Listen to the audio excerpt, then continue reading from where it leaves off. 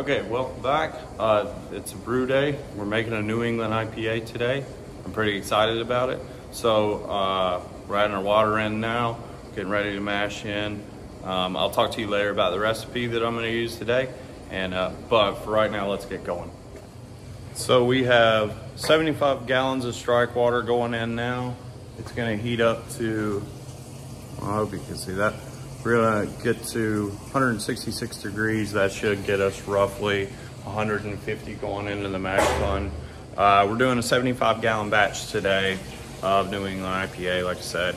So I'm gathering my grains. I've got about 240 pounds of grains total going in. That's with all the flaked adjuncts. Only about 14% flaked on this. Don't want it to get too mealy. But anyway, so this is almost done. So as soon as this is in and grained in, I'll check back with you. Okay, so we have reached our target strike temp of 166. So I'm gonna go ahead and mash in. I'll show you what I do. So here is our boil kettle. That's where I do my strike water.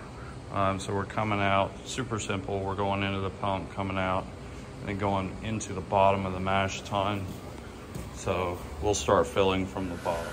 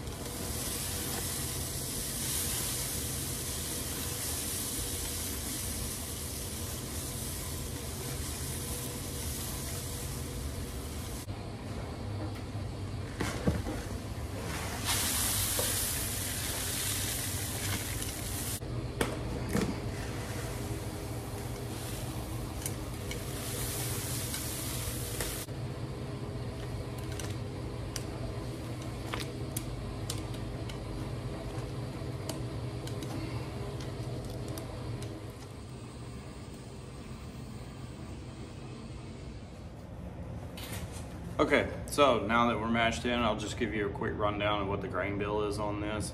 So it's about 60% two-row, about 15% white wheat, about, about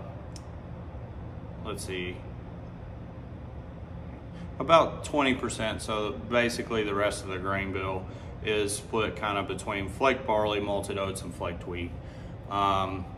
You don't have to go through all the different flaked additions. You can kind of just pick the one that you like, but this is what works for me, and we have all the ingredients here, so that's what I go with. As far as hop schedule goes, that's probably going to be mostly brew one. We have a lot of that kicking around. We need to use some Azaka, maybe a little Mosaic, something like that. But I am adding about 25 IBUs worth of Centennial for the first wort hop. So that's up to you. I like a little more balanced profile, a little more rounded out. We still want it to be an IPA. IPAs are kind of the bigger thing here. So we still want it to be an IPA. We don't want it to be just all citrus flavors. So we need to balance that a little bit. And Centennial is a really great neutral hop that a lot of people are familiar with. One of our flagship IPAs is made with a lot of Centennial in it. So people here recognize that. As far as water profile goes, we're doing a 2-to-1 chloride to sulfate, really straightforward. The water that we get out of here, we filter it, but it's pretty good actually. So we're changing seasons right now, so I recheck the water profile and everything's coming up good. So it lets me kind of balance things out. Not a lot of salt additions, I don't need a lot. Not really for this recipe. The hops kind of come out nice and bright anyway. So that's pretty much it. We're gonna mash for 40 minutes. I'm gonna start the Vorloff process after that, so that'll continue to run. And then we'll just check and make sure everything's on track, and we'll keep going. All right, we've mashed for 45 minutes. I'm starting the recirculation on it now. So trying to clear these up before I put the sparge arm attachment on. It's really straightforward setup. I'll show you that. So we've got basically same thing as any other system. We're coming out of the bottom, coming through the pump, and then up through here. So I have a ball valve set to about halfway. That seems to give me a pretty decent flow. Again, this is about 75 gallons and 240 pounds of grain roughly. So this works out really well. If you go any more aggressively, it can suck the grain bed down to the false bottom, and it was stuck sparge. So it's something we want to avoid.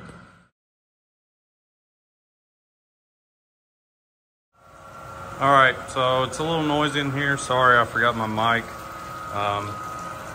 We're doing a fly sparge right now, transferring. So we're coming out of the mash tun, through this pump, through the side glass. So this is what our beer is looking like now. So running into the boil kettle. And then we're coming out of the HLT through this pump and up through this sparging arm. So we're trying to maintain a steady flow between the two vessels. So as liquid is coming out and going in, we're trying to feed in the same amount at the same rate, the same speed. So I'm gonna dial this in a little bit, but basically what I'm gonna do is adjust the water until this water level is just above where the grain bed has completely settled. And then at that point, I'll make sure that they're matched and even. And then that should let us transfer up to our volume of 75 gallons. And then we'll boil down to our barrel size. Okay, so now an important step. I have turned the sparge water off. You can see this is drying out, so there's still some liquid that's gonna drain through. You have to get to know your equipment to know when to stop. So for your level, when to stop adding water, otherwise you're just wasting water. You're just filling it up for no reason because you're not gonna transfer that full volume. So we're getting fairly close. I know how much water my mash tun holds about with the amount of grain that's in there. So I shut it off a little early. Hopefully we hit it. I'm going for 75 gallons of pre-boil volume. So we're at about 72, so 75 is here. So we'll see. There will be some liquid left in here. You're not gonna get past that. As you can see, our grain bed is getting fairly dry.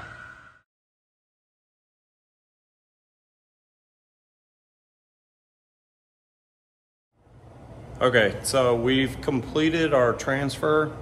Our boil is ramping up. We've got our hop additions for our first wort hops.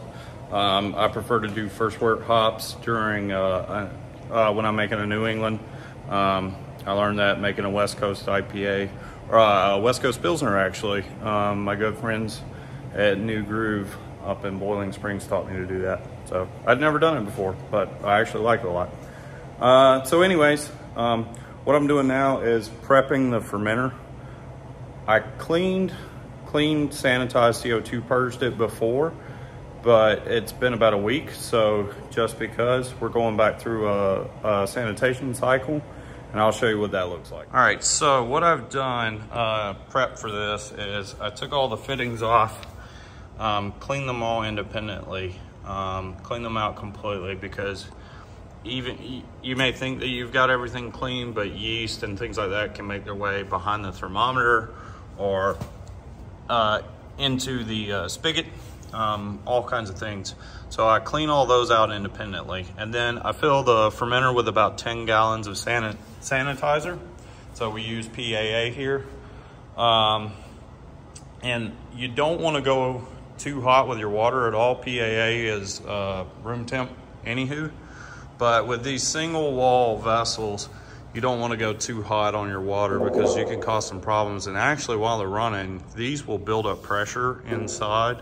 So you want to take special care. So I'll show you what I do whenever we're finished, but I'm gonna let this run for about 20 minutes. And that should have everything nice and sanitized. and then I'm gonna pump that sanitizer through our heat exchanger, and that should sanitize our heat exchanger. At that point, I'll cap it off. It'll be ready to go when we finish our boil.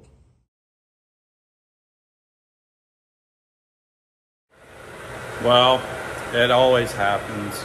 You get busy, a little bit of a boil over, not too bad, didn't really lose much volume, but managed to make a big hoppy mess, so, oh well. It happens. It happens to everybody. Professionals have it happen too. All right, so this is finished sanitizing.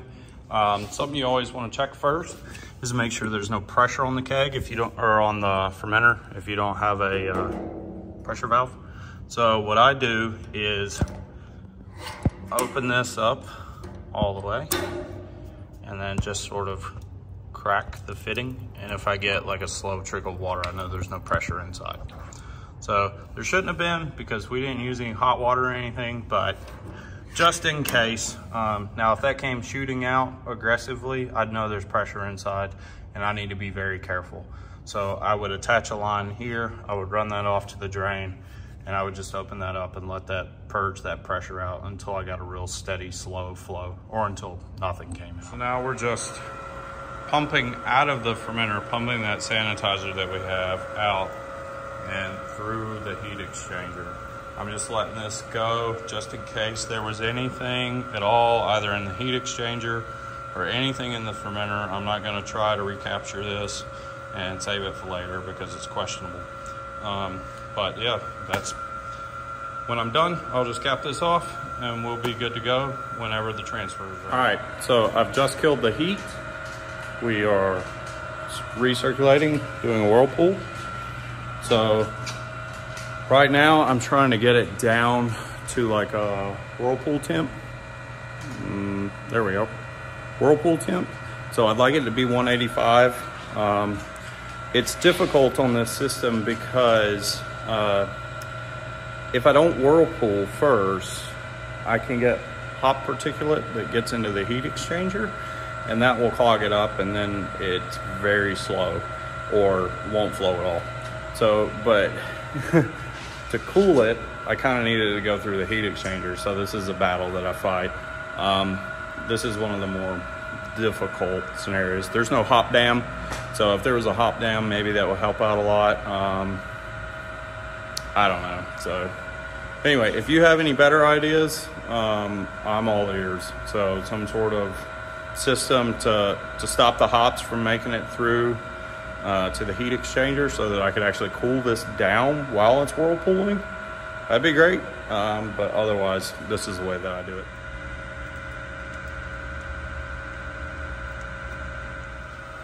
Okay, knockout is in process. We're currently coming out of the kettle at 175. Out through the pump, up to this side, through our sight glass, and then through our heat exchanger, and out, and into the top of our fermenter. I don't have a way to oxygenate, so we're just splashing it in. That works pretty well. Inline oxygenation would be better, but unfortunately, this is what I'm working with, and it works great, so can't really complain.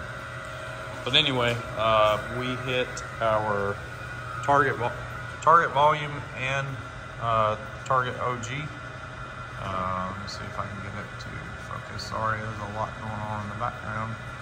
So 1074, pretty beautiful color. I think all in all, we got 72 gallons of transfer. Only did a 30-minute boil. Refocus. There we go.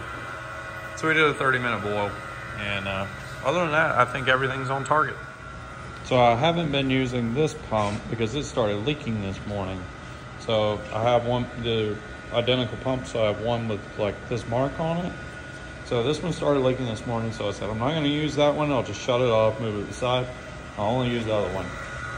Hasn't leaked all day, well, guess what?